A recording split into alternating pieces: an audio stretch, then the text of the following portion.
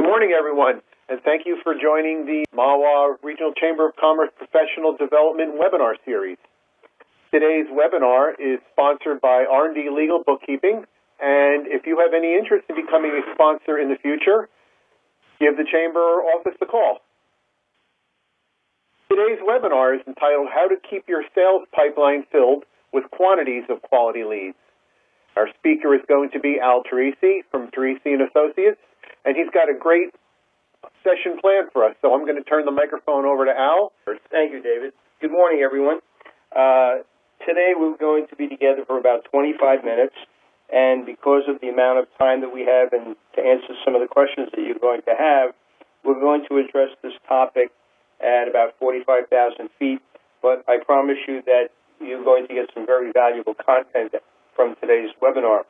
Also, I will be extending an invitation to everyone that's participated in today's webinar to come to a program that I'm doing on January 21st, 2015 as my guest, and that program is going to be titled How to Get Stronger Referrals and Personal Introductions.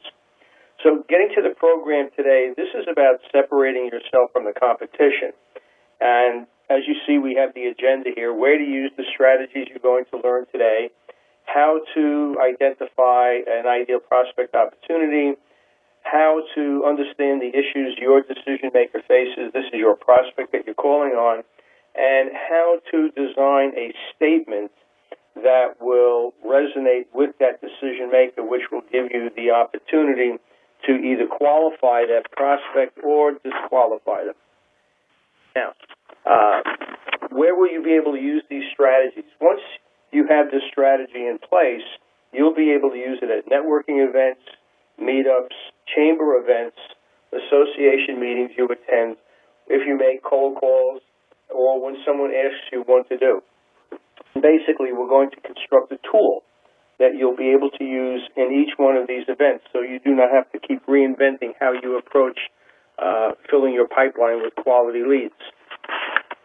A number of years ago, I was with a friend of mine, and he was going hunting, and he was talking about various types of deer. Now, not being a hunter, I was quite intrigued by what he had to say, and some of it was very basic. For example, all deer are brown, all deer have 4 legs, all deer have 2 ears and a tail. And your ability to really understand what your ideal deer is that you're going to hunt requires that you have a lot of detailed information about the deer. And if you don't, you could potentially be taking home another animal that looks like a deer but may not be a deer. So to begin to build a pipeline, we have to know what we're going after. And this is referred to as your ideal prospect opportunity. So for beginners, I always recommend that people pick a geographic area that's very tight where they believe their prospects exist. And the reason you want a tight area is so that you spend less time driving and more time being in front of prospects. The next thing you need to do is to decide what industry type that you're going into. It could be a service industry, it could be manufacturers, it could be banking, but you need to decide the industry type that you're going to go after, plus the size of the company. Now, the size of the company can be determined by the number of employees that work in that company, or the target audience that you're going after, or it also can be determined by the amount of revenue that a particular company does. Then you also have to determine at what level in the organization you plan on calling on. And I typically recommend that if you're calling on business-to-business organizations, you want to be going in at the C level. The business owner, the president, the chief operating officer, the CFO, any one of those key executives, because they have the ability to make yes and no decisions and also potentially can write the check. I have a tendency to recommend not to go into the lower levels of decision makers because they can only recommend. They can't necessarily say yes or no. And the next part of the model is to understand the issues that your decision maker has.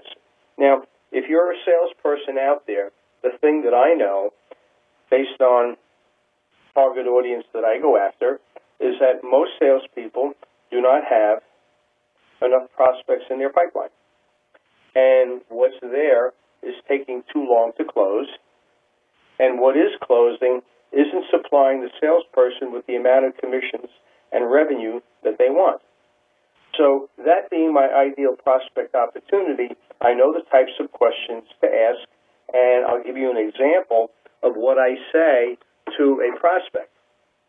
And it has to do with what they're anticipating.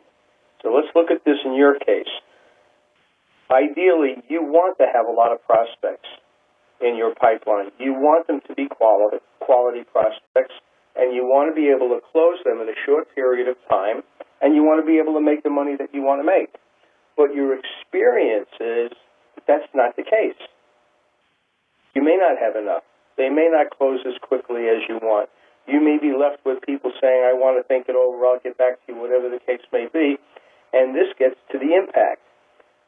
When a prospect is anticipating something and they're not experiencing it, we refer to that as a gap. There's a gap between what they want and what they experience, and that gap creates a negative experience for them. When you understand that negative experience, then you can craft a compelling statement that is built about a compelling reason for them to want to do business with you. For example, again, I'm treating each of you out there, and there's quite a few out there, as salespeople, and there may be some business owners out there as well, but for the most part, we're going to look at this group as salespeople. When I position myself as an expert, my opening statement is, and I suggest you write this down. If you're driving, please don't write it down. You'll be able to watch this online at the Chamber website. So to position myself as an expert, I'm going to open my statement by saying, when I'm asked what I do, and when I'm speaking with presidents of companies, what I typically tell them is this. So by positioning myself as speaking with presidents a lot or speaking with salespeople a lot, gives me a certain sense of credibility. It positions me as an expert. Getting permission is when I'm letting the prospect know that based on their request, I'm going to tell them what I do. But what I'm going to tell them is going to look like, to them, I'm telling them what I do, but at the same time, it's allowing me the ability to qualify or disqualify them as a prospect. Here's an example. Scenario A, the typical tell people what to do is in the form of, hi, my name is Al Teresi. I have a company. I do training programs. I do coaching. I do this and I do that. When I make a statement like that, it's now incumbent on the prospect to try to figure out what it is that I do and how it relates to them. And I don't recommend you follow that approach, although most salespeople do. What I'm recommending is a different type of statement, and I'll give you an example of it. And in that example, it's going to qualify you or disqualify you as a prospect for me if we were eyeball to eyeball and having a conversation. So here's the example. Typically when people ask me what I do, I tell them that I work with salespeople that are looking to increase their commissions, increase their sales. That's the expectation. But find themselves in a situation where they don't have enough prospects in the pipeline, what's there is taking too long to close, and what is closing isn't giving them enough revenue money to support their personal goals. Does any of that resonate with you? And I'm going to get a yes, or I'm going to get a no. And then based on that response, I'm either going to abort, or I'm going to ask them to tell me more about that. And as I'm gathering information, in my mind, I'm measuring the information that I'm receiving against my model of the ideal prospect opportunity and making a determination whether to make an appointment with them or not. Now, if you're in a business-to-business environment, you're going to know if you haven't already experienced it, it's very difficult to get past the gatekeeper. Although I have a program that I just did that guarantees you will get past the gatekeeper, you will get to the decision maker, and the decision maker will call you back. That's for another program at another time. But in terms of getting to the decision maker, I look at it in two areas. If I was hunting elephant, I could drive around the jungles, drive around the plains trying to find elephants, or I could go to where they eat and where they drink and just wait for them to arrive. So, having said that, if we go down this list, how to get to the decision makers, if you're calling on, let's say, contractors, there are contractor associations that business owners go to. There are association memberships that have committees. I always make it a point that when I join an association, I always get on committees in those associations because I get to meet with the movers and the shakers, the people that want to get things done, but at the same time, my philosophy is if there's anything that I want to receive from an association or chamber relationship, I have to give first. I have to contribute. The next area that you can meet your decision makers, there are chambers events, strategic relationships. A strategic relationship is an individual that's in a position where they can refer you to the types of prospects that you want to be in front of, but you may not necessarily be able to refer back to them. And in those cases, you have to find ways to bring value to your strategic relationships, your strategic partners. Referrals. You can establish referral partnerships. When you do that, you find someone that calls on the type of prospect that you call on, but is not competitive with you. And you get together and you make an agreement on how you're going to introduce each other to each other's prospects, and you work together as a team. Cold calling is another way of getting to the decision makers, but it's probably the most unproductive between technology and the gatekeepers. In most cases, it's hard to get to the decision maker, and more often than not, people have more work to do in less time and have greater demands on themselves and are not necessarily going to take a call unless they know that it's important. Blogging is another way of getting to the decision maker, which is a whole other subject. White papers is a whole other subject. Reports, and this all deals with having a website, blogging, using social media, which is part of a marketing effort, which I'm not going to go into today, but suffice to say that these are ways to get to decision makers. Now, are any questions? We have a question that just came in. How do I get to the decision maker? I think I pretty much covered that. I can give you an example of how to get past the gatekeeper and get to the decision maker. Typically, and I did some research on this, a typical receptionist in a company will get over 200 calls in a given day. The people that call in are current vendors, customers, friends and family of the people that work there, former employees. And while the gatekeeper or the mail, they're accepting deliveries and they're dealing with guests in the lobby. So they have a very, very packed schedule. The mistake that salespeople make is when they call and the receptionist says, "Can I tell him or her what it's about?" They believe that they're being qualified and they'll go into a presentation to give value to the receptionist. Now, you have to understand this person is very busy and they really don't have the time to take your message, go down the hall to the decision maker.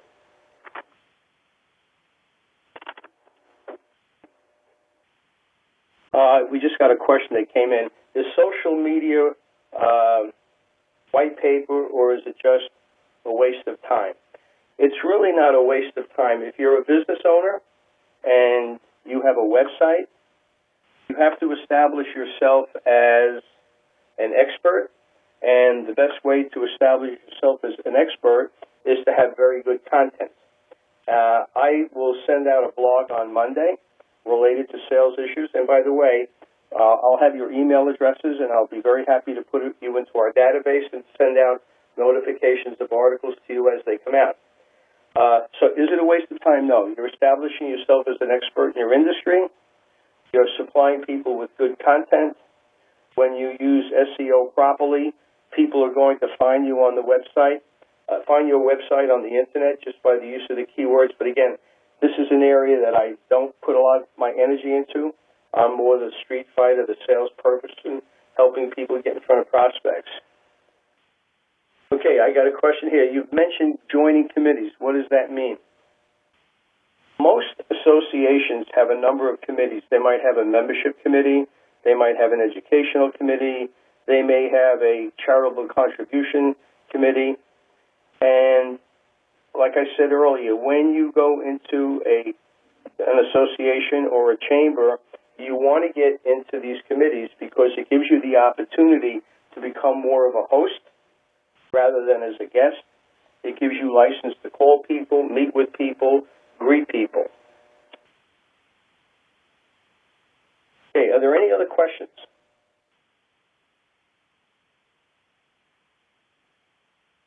Someone just called the chamber office. Okay. Here's a question. Out of all the tips on you getting to the decision maker slide, which one of those choices are the top three? All right, let's go back to that. Okay. My choice is joining trade associations that my targeted audience belongs to, getting on committees within those, and there are other items on here that I've done that have brought business to me. I have 3 boys, and from the time they first started playing t-ball or soccer, I always volunteered as a coach or an assistant coach, and I always sponsored a team. When I sponsored a team, the name of my company was on the T-shirts. So over the years, I had a lot of boys wearing hundreds and hundreds of my T-shirts, and I've actually had people call me up and say, "Oh, I saw your name on my son's T-shirt. What do you do?" I have a client now I've been with him for 3 years, and it's because I coached a basketball team, and his son was on my same team, and we had a casual conversation about what I did a few years ago, and he called me. Let's see, we have another question. You mentioned you were giving a seminar that we could attend. When was that? Okay, on January 21st, I'll be hosting a seminar at the St. Francis Center in Denville, and we'll be talking about how to get stronger, personal introductions, and how to network a room. And by the way, with this program, Networking the Room, I guarantee that you would walk out of any networking event with a minimum of 3 appointments. Now, another way to reach decision makers is by having a LinkedIn page and by having a Facebook page and using Twitter. Now, when I write an article on a Monday, I send it out to the population, and then on Tuesday, Wednesday, and Thursday, I am making social media statements through LinkedIn and through Facebook with a link back to my website. When people come to the website, they would want a particular report, but in order for them to get the report, they have to give me their name and email address. So it's an exchange of valuable information for valuable information. I want to thank you for participating with me, and you'll be getting an invitation to that webinar, and I look forward to seeing you. Thank you, everyone, for tuning in and listening. If you are a MAWA Chamber member and you are interested in presenting a webinar, you should give the Chamber office a call at 201-529-5566.